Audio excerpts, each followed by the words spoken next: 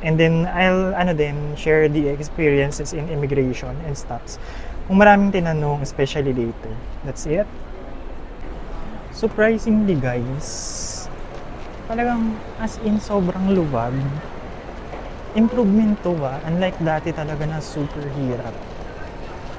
And then aircon wise, malamig naman siya. Pero unsure nga lang ako kung dahil maulan ba sa labas. Pero malamig. Yun guys, kayo na lang humusga pag nandito na kayo sa airport. Ayan. And then try ko muna guys, i-check-in ko na yung gamit ko para makapasok na tayo sa loob. Para kasing, ay letter C, lagpas na pala guys, kakachika. Ayan, tatry ko mag-bag drop kung pwede na. Pero I think hindi pa kasi nakalagay dun sa counter. Pero let's try para wala na akong maraming dala-dala. And ito, quick pan lang sa